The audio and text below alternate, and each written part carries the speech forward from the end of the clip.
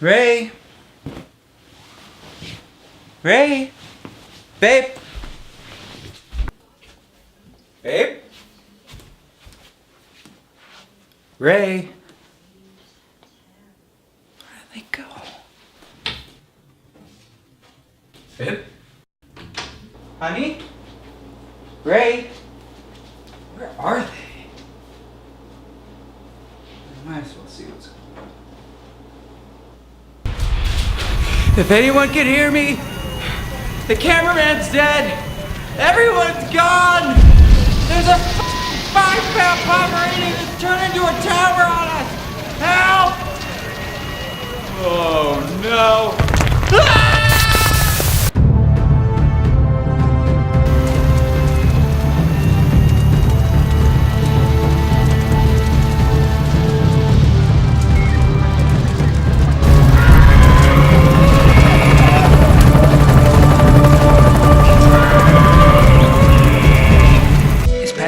Reviews the #1 for news. It's Patrick Beatty Reviews #1 for news. Yeah, tune in, get up.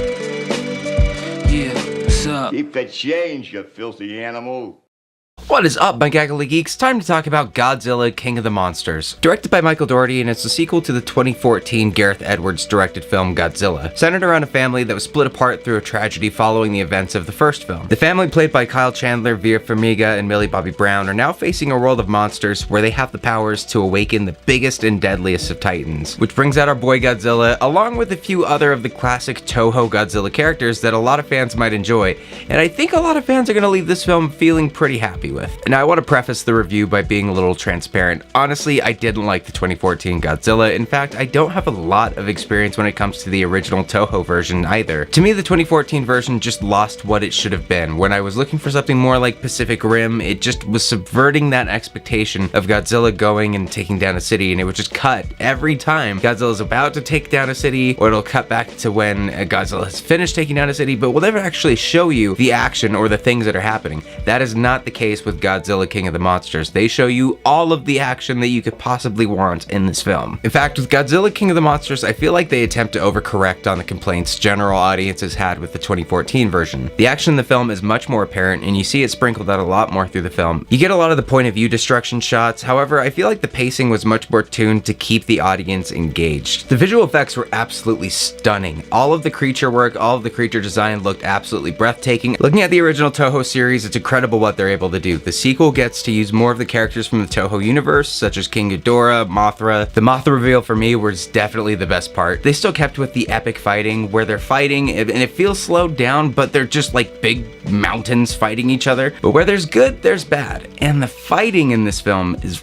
bad. I really had a hard time following along with some of the fights in this, not necessarily because of the creature's CGI, but everything they threw in front of it. There are CGI effects around the monsters where sometimes it completely obstructed the view of what you were seeing. I found myself getting really frustrated during those fights because they really never seemed to be choreographed, or there wasn't any attention to how the fights would go down. You get a really big moment like the 2014 version of Godzilla, but at this point, because the 2014 version kind of subverted that action expectation until the last point, Godzilla, King of the Monsters doesn't really get that big rousing moment because it spent so much time giving you action. I just kind of felt numb at the end of the film. Like I was just getting punched repeatedly in the face with action and as loud noises as you can make, and really no substance to that. Also, I cannot wait for the trope of all villains being eco-terrorists to finally stop. We've seen it with Thanos, we've seen it with Kingsman, and so many other iterations of the same idea that humans are the problem, and that's why I can do a crazy thing. The plot revolves around this, and another plot point similar to How to Train Your Dragon is also included. However, in this case, they don't really know how to incorporate it with Godzilla. It's a shame because if people are going here looking for a great story, there's not really a strong story, but with people that are looking for really crazy, hard-hitting, fun action,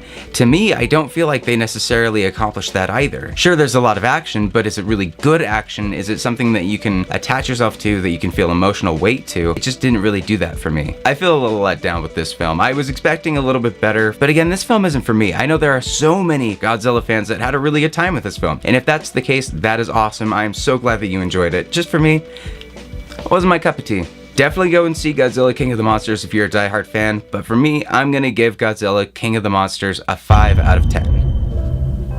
So guys, what did you think about the movie? Whatever you thought, leave a comment down below. Also, don't forget to visit patrickbeattyreviews.com where you can see all of the latest reviews that are coming out, mostly written first, and then these videos come out later. But you're going to be getting reviews a lot sooner than you would in a video format, or maybe at all in some cases, because some movies you really don't want to make a video about. But in any case, thank you so much as always for watching, and I will see you at the next review.